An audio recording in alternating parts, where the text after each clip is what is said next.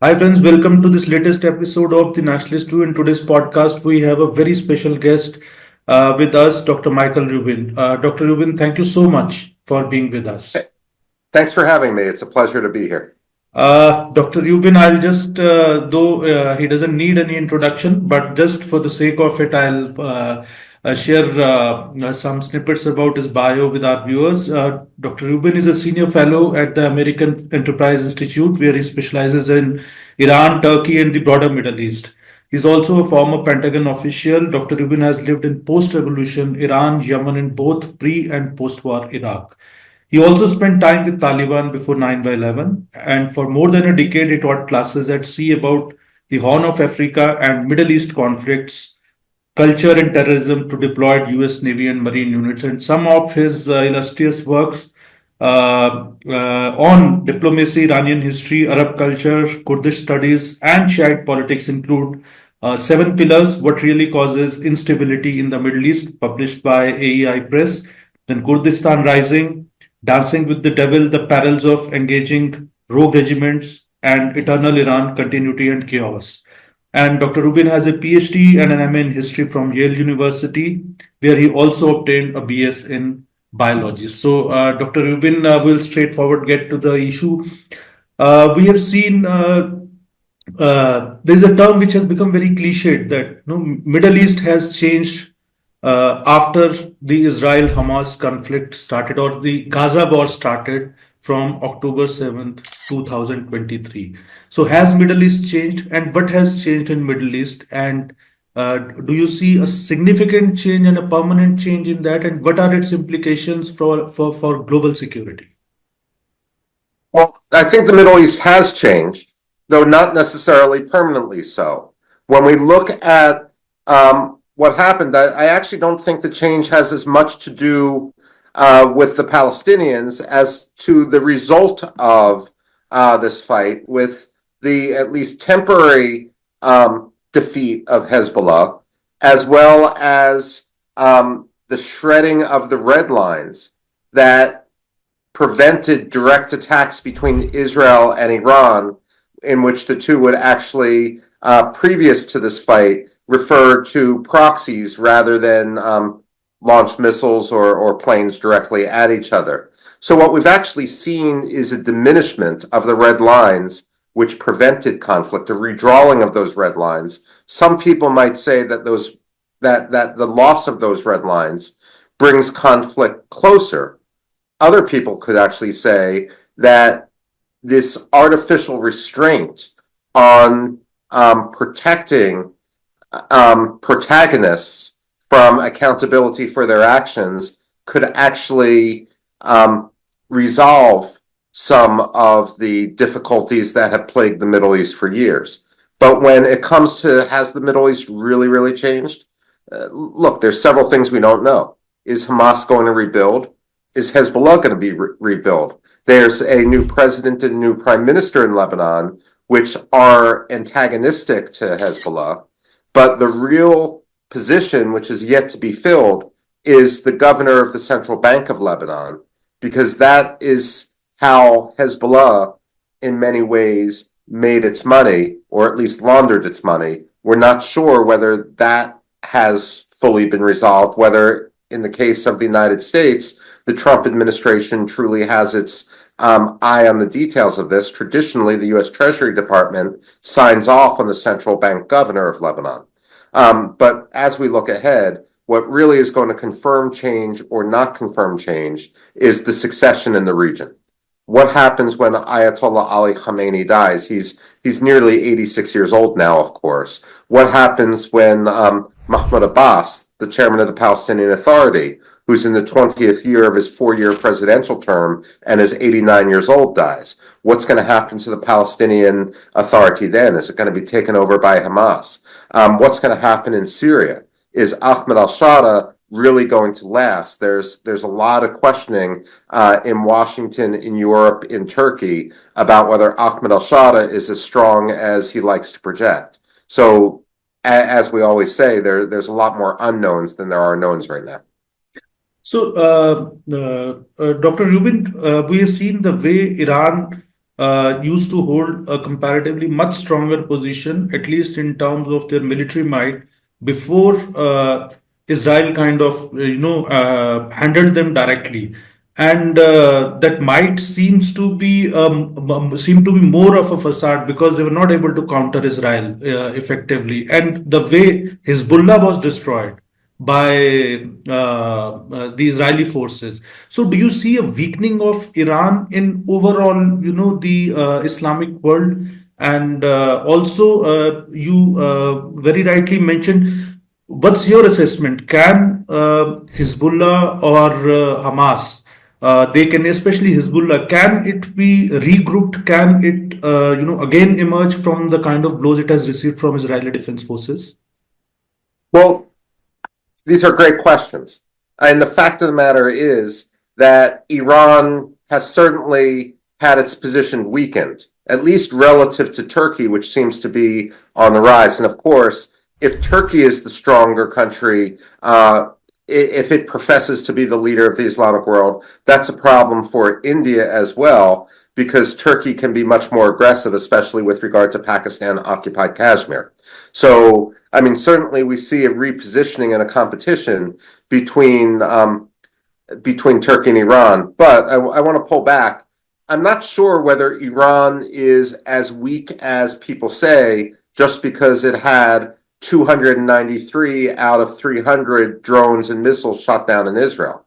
While many in Israel, while many in the United States and so forth said that this is a sign of the deterrent capability, of the defense capability of Israel, that only seven missiles got through that shield.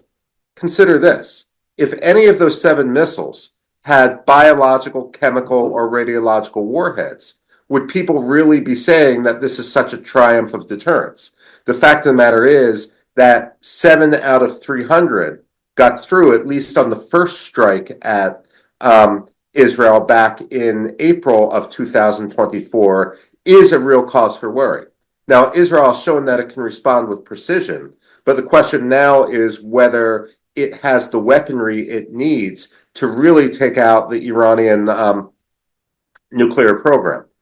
Remember, Israel struck at Iraq in 1981, but it was really only one nuclear site, and Iran is 4 times the size of Iraq, of course.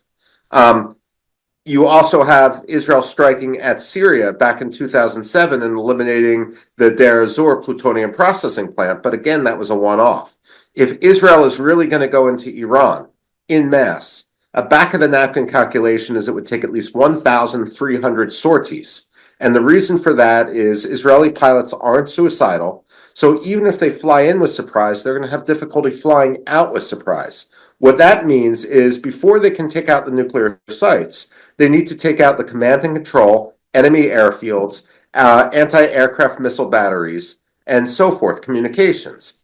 That's why it becomes so complex. Now, the only good news from the Israeli standpoint is that they don't need to eliminate the nuclear sites which are buried under mountains. They only really need to eliminate the entrances to those nuclear sites. I'm not being facetious here, because if they turn those nuclear sites into giant tombs for the scientists inside, it's the same effect. The big question now, however, looking forward, of course, is whether the United States is going to allow Israel to do this and whether Israel has the munitions to. When the conflict erupted, the United States sent an aircraft carrier, the USS Dwight D. Eisenhower, to the Eastern Mediterranean, in theory to protect Israel. That was nonsense. Why would an aircraft carrier need to protect Israel? If we were going to insert our forces to help Israel, there's a better way to do it. It's to fly them into Ben Gurion International Airport in Tel Aviv because Israel's a friendly country and then infiltrate Gaza that way. Rather, we wanted our aircraft carrier there to prevent Israel from striking at Iran. And I'm not saying the United States would ever physically interfere with Israeli planes, but if Israel relies on the element of surprise and suddenly you have American chatter from the aircraft carrier, Hezbollah's going to pick it up, Turkey's going to pick it up, and pretty soon that surprise is gone. Whenever I talk to any chief of naval operations or any U.S. admiral, they say that if the United States wants to make Iran understand that we're serious about diplomacy, that the way to do this is remove our aircraft carriers about 600 kilometers away from the Persian Gulf into the northern Indian Ocean. That may sound kind of counterintuitive because isn't that flight? But when you think about it, first of all, the Persian Gulf is very narrow and it's very shallow. It's never its deepest point is I think only about 100 meters, and its average depth is only about 30 meters. Plus, you have a lot of islands in there with territorial waters and so forth. To launch an aircraft off an aircraft carrier takes 26 knots of wind speed. There's two ways to do that. Either you can speed up the aircraft carrier or you can turn into the wind. But because the sea lanes in the Persian Gulf are so narrow, we can't do that without violating territorial waters. Plus, the Iranians have suicide speedboats. They have sea mines. They have drones. They have anti-ship missiles. So we're very, very vulnerable if our aircraft carriers, these huge targets, are inside the Persian Gulf. But if we're 600 kilometers away in the northern Indian Ocean, we can strike at Iran. They can't strike at us. And the Islamic Revolutionary Guard Corps would understand that because they're military professionals, and that would be a game changer. So if we wouldn't put our aircraft carriers next to Israel, but if we instead put them in the northern Indian Ocean, then the Iranians would be very worried, and perhaps the Israelis would also see that as a green light saying, hey, we're getting out of your way, do what you want. Uh, One particular question, which is there in the minds of a lot of people who are watching global geopolitics and especially this conflict, and especially from India. We've been looking at, Israel has effectively, quite effectively, tackled Hamas, then it tackled post October 7, 2023, then it also kind of, as I mentioned earlier, damaged or almost gave a death blow to Hezbollah. But Houthis, so they seem to be they continue to target. They have even sent air missiles on the U.S. Strategic assets.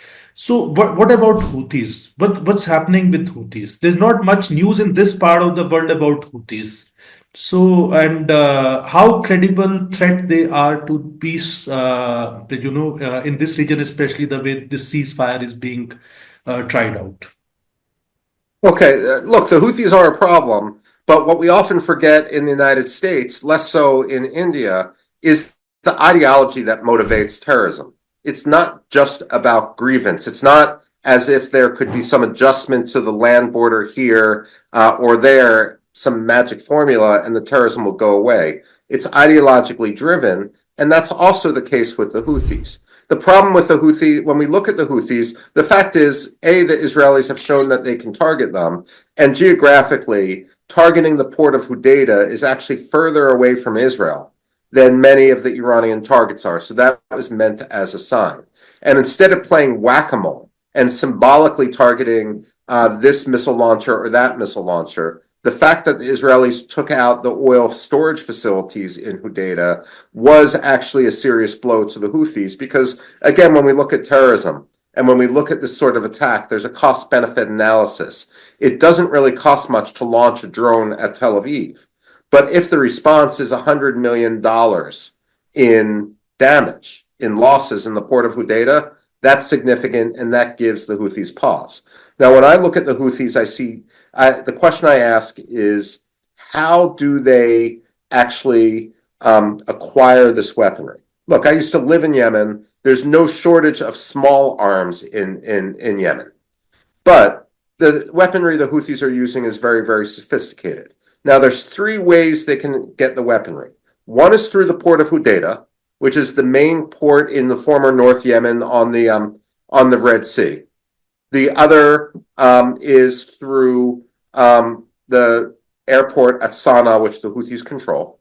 And the third is across the land border from Oman, which is very tribal territory, very rough territory, and so forth. Unfortunately, we're doing very little. The international community is doing very, very little in order to consolidate and shut down these three mechanisms. There's actually been Yemeni air flights, which we've tracked, which have gone from Sana'a to Beirut when they were supposed to be going to Amman, Jordan. Well, what's the point of going to Beirut? I doubt it was just passenger traffic. But the real problem is the port of Hodeidah.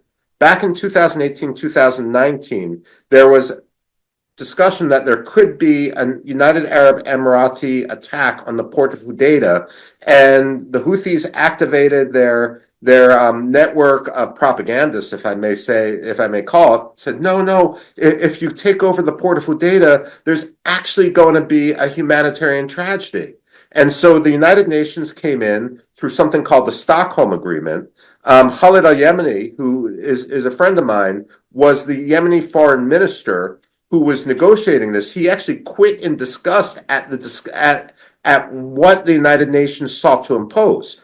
Here, a lot of people say, oh, there's an inspection mechanism, but the devil's in the details. Ships going into the port of Hodeidah can only be inspected if they report to authorities in the port of Hodeidah. But if they choose not to report, then they don't get inspected. So basically, you have the ships carrying food that get inspected, and the ships not carrying food that don't. And on top of this, the United Nations was supposed to take over the operation of the port of Hodeidah, and instead they just changed the uniform of the Houthi workers, and now the United Nations is paying the Houthi salaries. But the real problem I see increasingly is the Sultanate of Oman. And this we don't often talk about because the Sultanate of Oman, I don't know if your listeners have been there, it's a beautiful place, it's a wonderful place. Unlike the rest of the Middle East, it's neither Shia nor Sunni. It's actually a body which is a faction which descended from the Hajarites in the early days of Islam. And traditionally, they take a neutral standpoint. And they have been to the Houthis what Qatar has been to Hamas or the Taliban, offering their good offices to negotiate. The problem is, just like the Qataris with Hamas or the Taliban, the Omanis seem to want one side to win, and that side is the Houthis. And there's a historical reason for this. Back when South Yemen, when it was a communist state, they sought to create an insurgency inside Oman in Dhofar. This is in the late 1970s and so forth. And the Iranians came and helped Oman put down that insurgency, the Iranians at the time under the Shah. The point of this is that the Omanis still harbor deep distrust to South Yemen. And so they don't want a South Yemeni government to take over unified Yemen. And so they're allowing the smuggling of very significant weaponry across the desert. Now, there's a looming battle for Mada, which is a town in North Yemen in the desert interior region where the oil is. And unfortunately, a lot of the weaponry going to the Houthis preparing for that battle is coming from Oman. So I'm sorry I've gone on for way too long. But what we've got to do is shut down the port of Hodeidah, shut down the Sana'a International Airport, and tell Oman enough of the double dealing. We're not going to allow the Houthis to win. And if you continue to allow the smuggling of weaponry, you are going to be sanctioned. And we'll see whether the Trump administration has enough focus. I'm sorry, Arun, one other point which a lot of people forget about the Houthis. When the Iranians, and there's no doubt the Houthis are Iranian proxies, when the Islamic Revolutionary Guard Corps acts, they often try to kill more than two birds with one stone. They're not going for a single purpose. So when we look at the Houthis, we oftentimes look at it in the West in terms of, oh, they're expressing solidarity with the Palestinians, with Hamas, it's the Israeli conflict. But they're also targeting India purposely. Because if you remember at the G20 summit back in New Delhi in September 2023, a month before this war broke out, we had Prime Minister Modi announce the IMEC, the India Middle East Economic Corridor. And when you think about it, ships would go across the northern Indian Ocean. They would go from the Emirates across Saudi Arabia into Israel and then the Mediterranean. And what they were doing was bypassing Iran. And when you look at Iran, who controls the logistics, the trucking and so forth across Iran? It's the Islamic Revolutionary Guard Corps. So if the Islamic Revolutionary Guard Corps can have its proxies somehow disrupt shipping, then what they can do is say, hey, look, maybe you should be putting all your investment in Chabahar and the northern corridor instead of working through the Emiratis and the Saudis. So the Indians basically need to tell the Iranians, and of course you have working relations, hey, we know your game and we're not going to tolerate this. Uh, I just wanted to, you mentioned a very important point, and you were recently in Jaipur where we had met. Yeah. And there was a conversation about that United Nations has become kind of a very obsolete or a very, redundant kind of a framework, which is not able to handle, the crisis situation, especially what happened in the Israel-Hamas conflict. So one, do we need to look at other global mechanisms? One, second, that why actually basically what has happened? Whether United Nations was always like this, or has it happened recently? And a little another small sub question with this is, while Israel might be emerging as winner of this war strategically, but we see that increasingly the Islamic radicals or the terrorist organizations, they are winning the battle of narratives most of the time. And everywhere I see, even on Indian television media, also the pictures of victims in Gaza are always broadcast. But on social media, in mainstream media, so whereas Israel is being projected as an aggressor, and it's just basically one of the examples. So they always get, as you mentioned in your reply just now, that they project themselves as, oh, that will be a humanitarian crisis if you take a very strong action. So how do you see this UN thing, this global mechanism of handling terrorism, and these Islamic radicals, how they are winning this battle of narratives? That's my assessment, that they seem to be winning battle of narratives. Yeah. Yeah.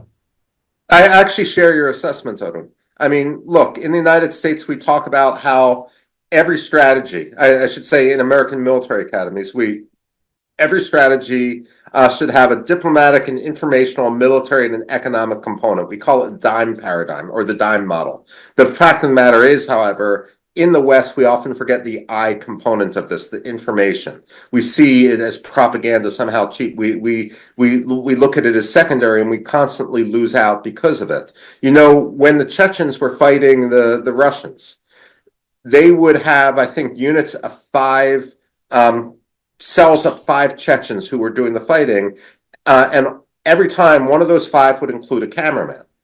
And if the cameraman was somehow wounded or unable to go, then the operation wouldn't go forward, because what was the point of doing an operation unless you could film it for propaganda purposes? So we have this mechanism. We see the same with regard to Turkey when it comes to TRT, which is basically an arm of Turkish propaganda. Meanwhile, of course, the United States have Voice of America and Radio Free Europe, but let's face it, Voice of America is more of a joke at this point than anything else. I mean, it may broadcast 3 hours a week or something like that, but it's not serious. The point is that you're absolutely right here.